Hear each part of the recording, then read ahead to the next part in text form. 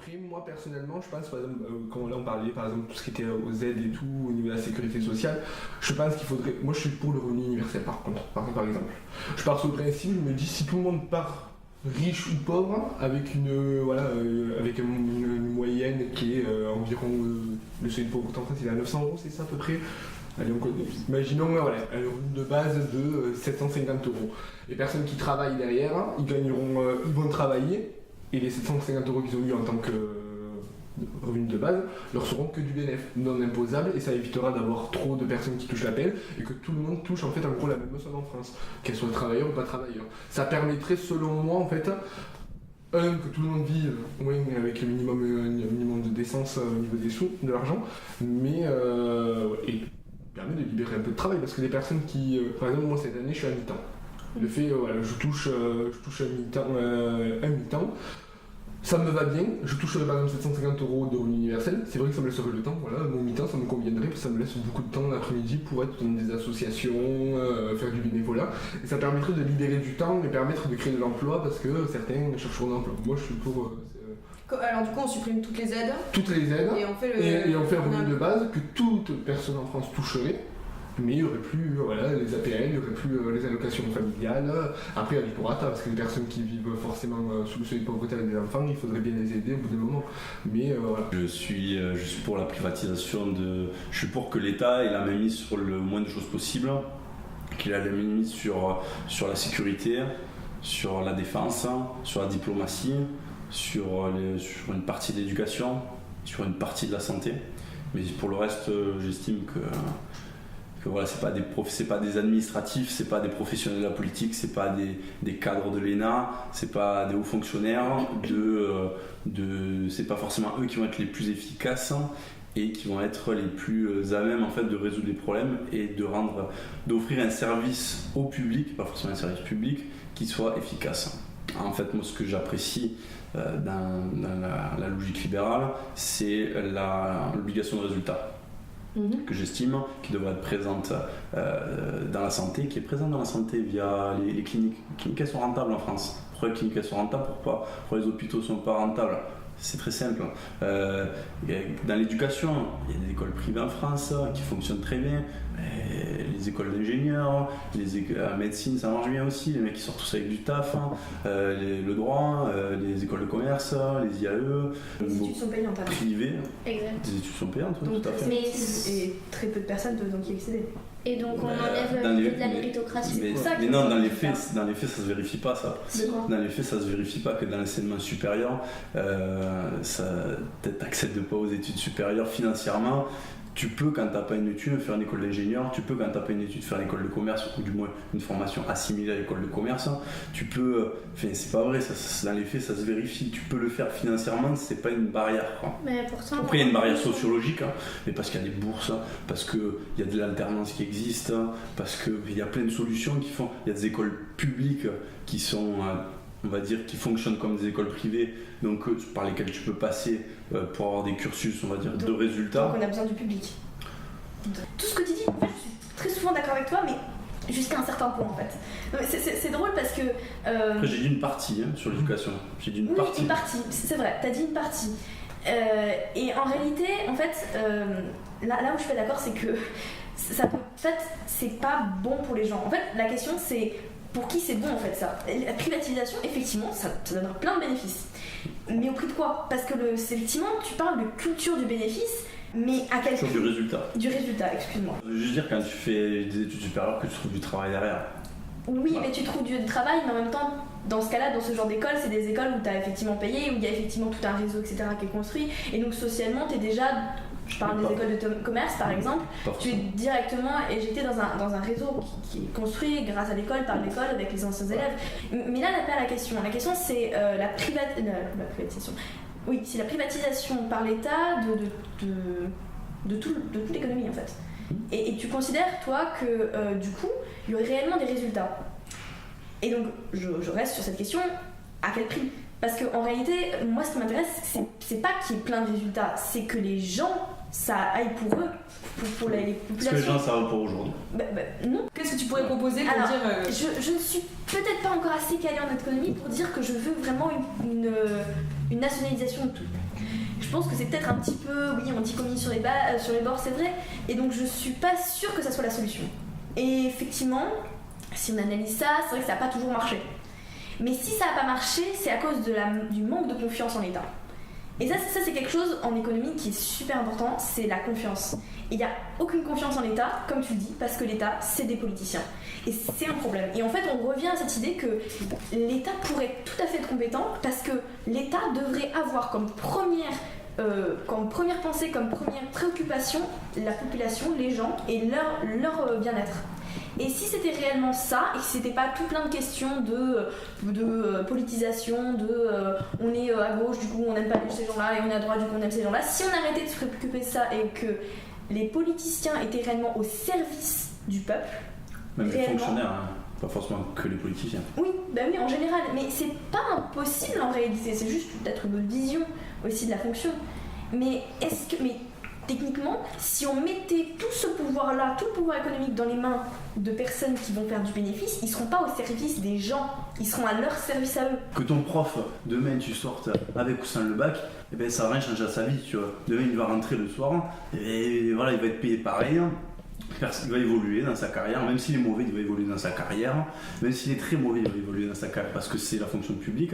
Un médecin généraliste, tu ne veux pas me picher de cidre parce qu'il te file des doliprane et que moi je te file un arrêt de travail, etc. Il va quand même continuer à gagner 7-8 000 euros par mois parce qu'il y a la sécurité sociale derrière qui raque et qu'il y a une certaine.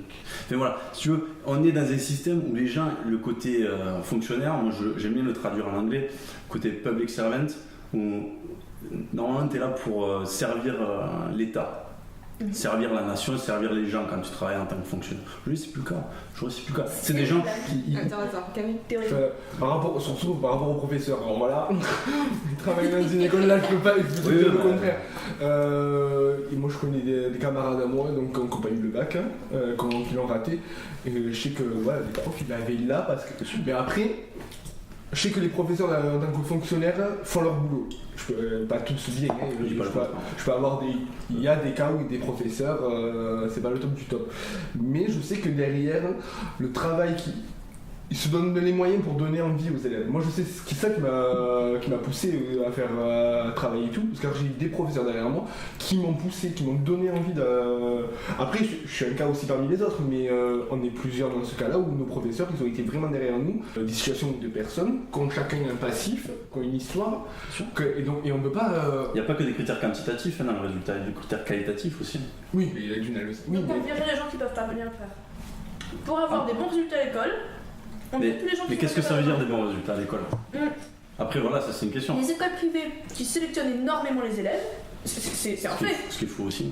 Quand tu te fais virer de tous les établissements publics, tu finis dans le privé. Parce que tu payes. Donc ou bien tu payes, ou bien t'es assez fort. Mais non, mais je parle pas de résultats scolaires en termes de bulletins scolaires. Je parle de débouchés. De débouchés. Donc en fait le problème. Pour moi c'est ça quand je dis du résultat. Le résultat c'est pas une bonne note. Le résultat, c'est qu'est-ce que tu fais derrière en fait. Sur quoi tu débouches en fait. Pour moi, c'est ça. Pour moi, le seul problème de l'éducation aujourd'hui, si on parle en termes de débouchés, c'est l'orientation des élèves. Là, je suis d'accord. Il y a un problème au niveau de la vision professorale dans l'orientation. Et oui. Ok.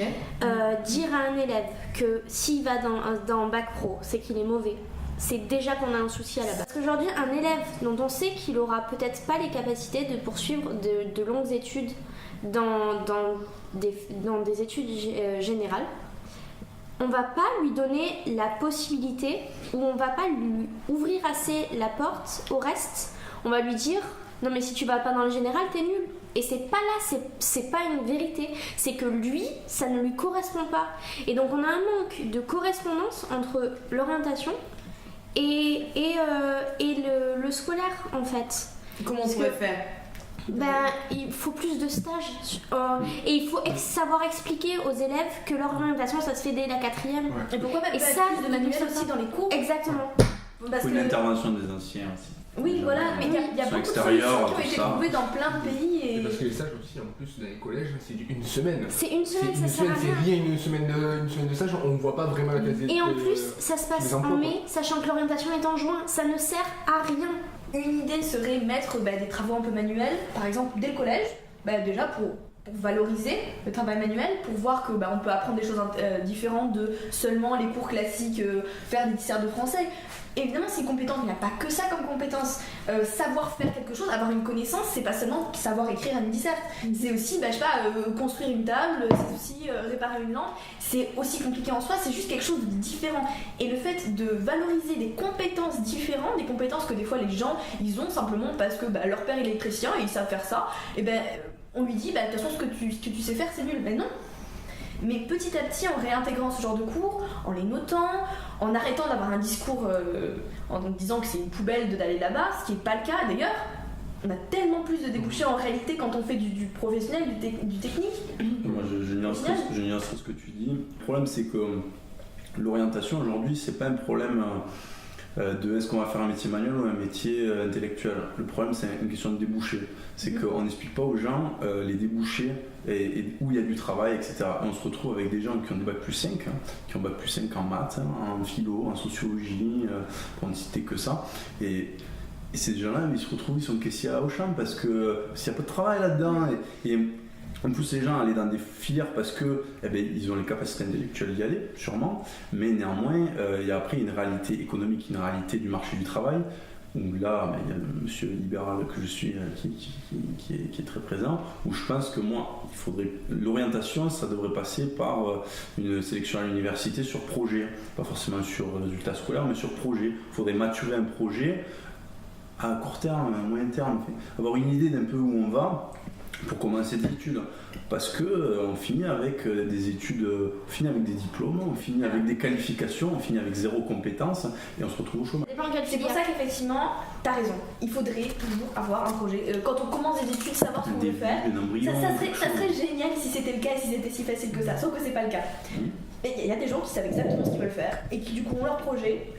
Et ils le font, ça c'est super. Le problème c'est que souvent quand les gens ils commencent à s'embarquer dans des études pas possibles, surtout la philosophie ou la socio, souvent on leur dit mais non mais t'auras pas de boulot après ça. Alors franchement je t'assure que les gens leur disent quand ils font de la philo ou de la socio. Moi en tout cas on m'a dit ça, écoute ce que tu veux faire non, ça marchera pas. Tu fais un choix, tu fais avec ce que t'as et ce que tu veux faire, et quand tu veux vraiment faire ça, tu le fais. Ou bien tu reviens sur ton idée en analysant plus, mais effectivement, moi, il y a un truc que j'ai retenu dans ce que tu as dit, qui je suis tout à fait d'accord, c'est cette idée d'alternance. Effectivement, ça serait quelque chose de tellement bien si c'était plus mis en valeur. Il faudrait que ce soit quasiment obligatoire en fait. Mais oui, mais voilà. Parce que ça voudrait déjà dire qu'il y a du travail en fait, tout simplement. C'est-à-dire qu'il y a quelque chose en face. Simplement, est-ce que c'est possible autant dans tous les domaines? Est-ce que quelqu'un qui veut faire de la socio peut faire de l'alternance? Oui, mais ça, il faut se poser la bonne question. Si c'est pas possible, c'est que. Non, mais du coup, y a un est-ce qu'on problème. devrait arrêter de faire ces filières pour la seule raison. Faut les limiter. Non, les limiter. Donc tu voudrais limiter les gens, donc ce genre de filière-là. C'est vrai qu'il y a beaucoup de gens qui vont, en réalité, enfin qui s'inscrivent en première année, il n'y a pas beaucoup de gens qui vont pendant l'année entière. Donc forcément, déjà, il y a une épuration quand même, bien sûr. surtout dans cette filière-là. Mais c'est pas une raison pour l'arrêter complètement. Simplement, au lieu de limiter une filière, c'est plutôt en ouvrir et en valoriser d'autres. Toutes les filières avec de l'alternance, ça commence à se généraliser en réalité, il y en a de plus en plus, même si c'est lentement et même si c'est mal organisé, même si c'est mal informé, personne n'est vraiment au courant de comment faire, où, etc.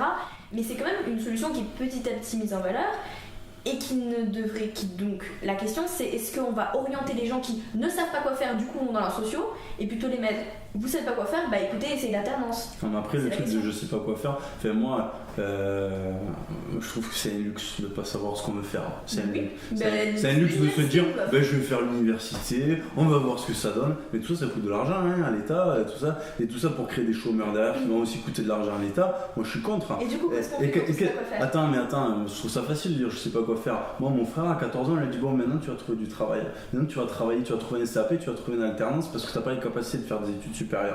Ma foi, ça veut dire qu'on devrait dire la même chose à des gens qui ont 18 ans, c'est maintenant tiens un adulte, tu te prends en main et il faut que tu ailles de l'avant parce que moi je trouve ça un peu trop facile de dire je vais essayer des trucs, puis on verra, puis tu finis, tu as 27 ans, T'as fait 4 premières années de trucs improbables, t'es au chômage et t'es pas socialement, tu finis par ne pas être intégré à la société parce que c'est comme ça que ça se passe. Hein. Tu fais un job qui est pas forcément le job de tes rêves, tu fais du job alimentaire parce que tu t'es cherché machin truc. Pourquoi ? Parce que les études en France ça coûte 5 € quand t'es boursier, tu payes la médecine préventive et tu payes 5 € donc c'est pas responsabilisant et puis voilà, tu testes des trucs. On a ce genre de personnages qui vont se trouver à l'université et je pense qu'il y a ça aussi qui est important et c'est pas parce qu'il y a moins de travail aujourd'hui dans la sociologie qu'elle n'est pas importante pour la société. On peut pas dire que l'économie on peut pas dire que l'économie peut gérer la sociologie en entier et Je dis pas ça. Et le principe d'un état c'est que ça fonctionne avec la socio et l'économie, donc on a besoin de gens qui ont des capacités en sociologie. Même on si a on besoin combien de gens qui sont en capacité en sociologie? Mais ça devient très compliqué en fait de décider pour les gens qu'est-ce qu'ils ont le droit de faire. Alors bon, tel quota vous allez là-dedans, tel quota vous allez là-dedans, c'est plus le principe de l'éducation en fait. C'est le principe de rentabilité libérale d'une entreprise. Ça c'est un délire français hein, de dire on va faire machin. Tu vas en Espagne, tu vas en Italie, tu vas en Angleterre, tu vas aux Pays-Bas, tu vas en Suisse.